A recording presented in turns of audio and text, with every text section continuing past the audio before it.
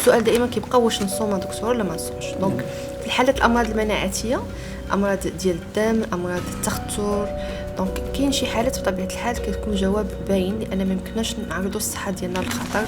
دكتوره دابا انت كطبيبه انترنيست ديال الامراض الباطنيه، في نظرك الصيام الجسد العادي واش كيزيدوا صحه؟ لان الصيام مزيان في بعض الامراض المناعتيه، لان الصيام تينقصنا الالتهاب. دونك سبحان الله الصيام تينقصنا واحد بزاف ديال واحد البروتينات اللي تعطينا الالتهاب. اذا هو الصيام داخل في بحال نقولوا تصحوا داخل في العلاج. في هذه الحالات الصيام كنقدروا نصوموا واحد الحراسه ديال التحاليل ديال الدم كنعطيوها للمريض، ودائما نردوا البال احنا صمنا، احنا درنا واحد الحاجه مزيانه، ولكن المائده الافطار حتى هي لا عندها دور كبير. دونك انا ما نديرش داك لو روبتور ديال لو جون، داك الافطار يكون بواحد الطريقه عشوائيه ونضيع داك العدد الساعات اللي صمتوا. مشاهدي الكرام، مرحبا بكم في حلقه جديده من برنامج كلام في الصحه. قبل ما نستقبلوا الضيفه ديالنا دكتوره كوثر الملياني، رمضان كريم، وهاد الحلقات اللي كيواكبوا رمضان نحاولوا نهضروا فيهم على العلاقه بين الامراض، او كيف يمكن الانسان المريض ان يتعايش وانه يصوم ويدوز رمضان في صحه جيده. دكتوره كوثر مرحبا. مرحبا.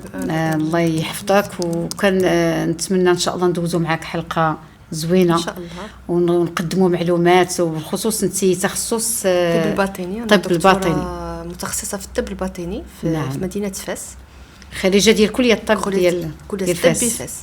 تبارك الله. اذا شنو يمكننا نقولوا للمرضى ديالك والمرضى الاخرين اللي عندهم امراض مزمنه مناسبه رمضان؟ نتمنى الجميع اللي تيتفرجوا علينا رمضان كريم بصحه والسلامه. فعلا هذا هو السؤال دابا اللي كاين حاليا مع حلول شهر رمضان الكريم. دونك السؤال دائما دكتور واش نصوم واش ما نصومش.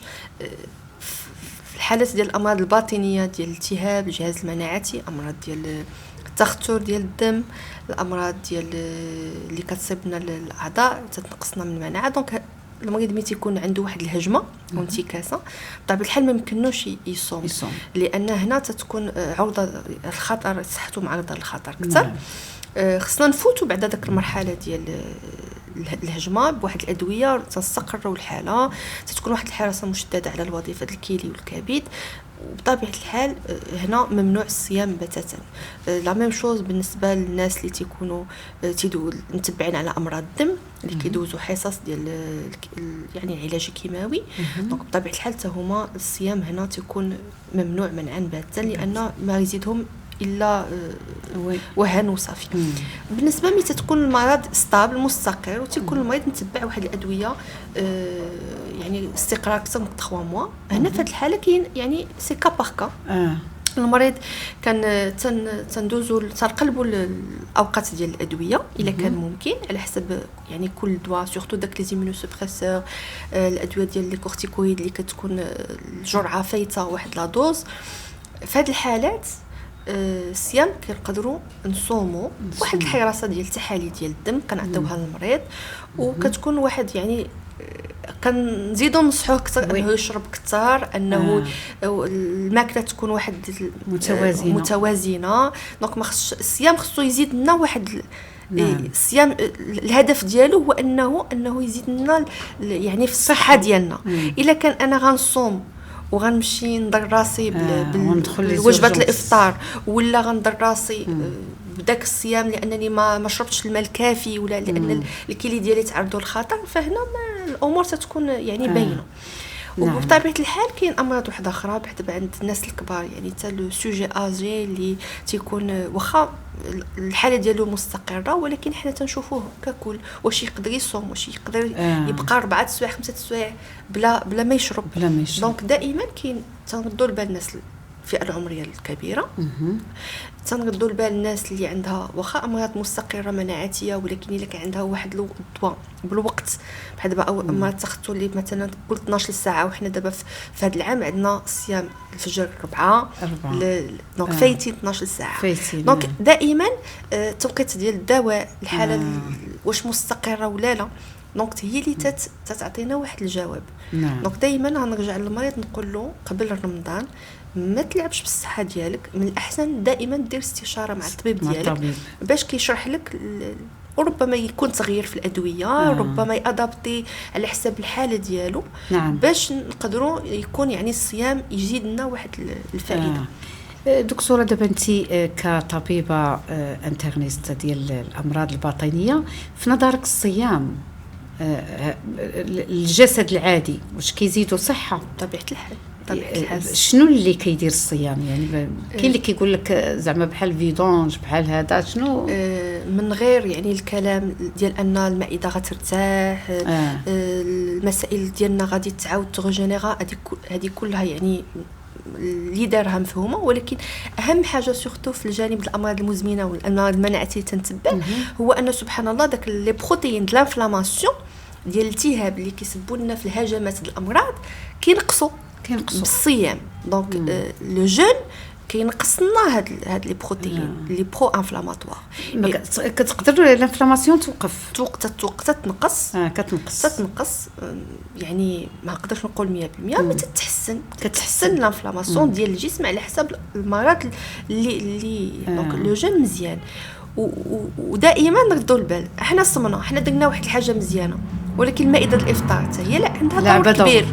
دونك انا ما نديرش داك لو روبتور ديال لو جون، داك الافطار يكون بواحد الطريقه عشوائيه ونضيع داك العدد الساعات اللي صمتوا ربما اكتسبت فيهم شي حويجات زوينين. خصنا نردوا البال سورتو داك لي زاليمون ultra ترانسفورمي اللي ما خصنا يعني احنا الحمد لله عندنا واحد لو ريجيم ميديتيرانيان زوين في المغرب من عند الله. عندنا الماكله ديالنا متوازنه واللي العالم يعني نقدروا نقولوا انه تيحسدنا عليها وتيحاول يادوبتيها. شويه تبدلت المائده دابا دونك نردوا البال داك لي زاليمون ultra ترانسفورمي اللي فيهم داك لي زاديتيف، اللي فيهم داك المسائل المضافه اكل مثل لي ليموناد لي سيريال، هادو الحبوب الجديده اللي تتبع نقدوا لها البال لانها ماشي واخا عندها واحد لا فالور، واخا عندها دي كالوري مزيانين، واحد لا فالور انرجيتيك، ولكن ماشي بالضروره راها صحيه مزيانه. باش كتنصح انت الناس كطبيب؟ لان دابا انت تبارك الله عليك عندك واحد التخصص جامع. الافطار خصو يكون متوازن ويكون داكشي اللي تربينا به، داكشي اللي سامبل، يكون نفطروا بالماء والتمر، نتسنى واحد شويه المعده ديالي باش عاد ناكل خضر، شلاضه، اون سوب سخونه. دونك مسائل فريمون ميديتيرانيين اللي فيها واحد لابور شويه د البروتين، شويه يعني من الماكله تكون يعني طاوله المائده تكون متوازنه. وياكل الانسان 3 فوا ولا غير 2 فوا؟ الوغ شحال ما قللتي في لي روبو وبعدتي كان احسن. تقدر تمشي ل 3 فوا الا كليتي شويه راه مزيان لان تتقسم المعده السحور ضروري بطبيعه الحال، لانه هو اللي غيعطيك واحد الطاقه وسورتو الناس اللي عندها الادويه، الناس اللي خصها يعني دير واحد المجهود، هي غتاخذ الدواء ديالها في السحور ضروري. خص وبالنسبه للماء الاورده وهذا، لان دابا انت الشرايين وهذا الماء ضروري مفروغ منه. دونك الماء واش ديك الماء اللي غيتخد في الليل قادر انه يعوض الماء النهار؟ طبيعه الحال يعني ربي داك لنا واحد اننا داكشي اللي غنشربوا في النهار تيولي تشرب متوازن.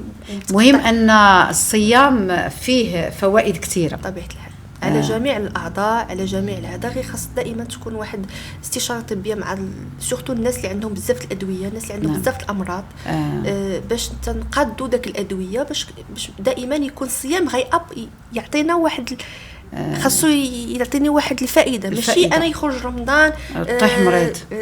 وي تبارك الله عليك دكتوره، وكنتمنى ان شاء الله كل شيء صوم صحي ويكون فيه فائده.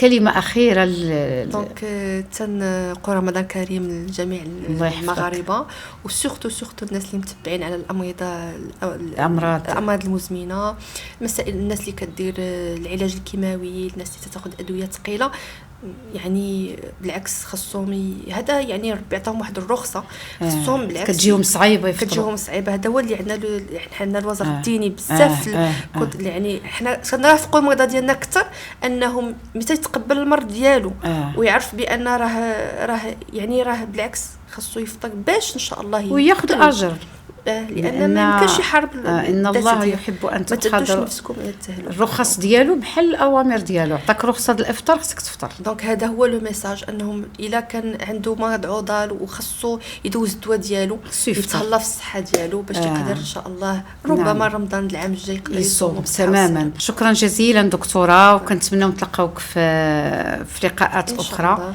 ان شاء الله في برنامج كلام في الصحه، والى حلقه قادمه من برنامج كلام في الصحه. شكرا.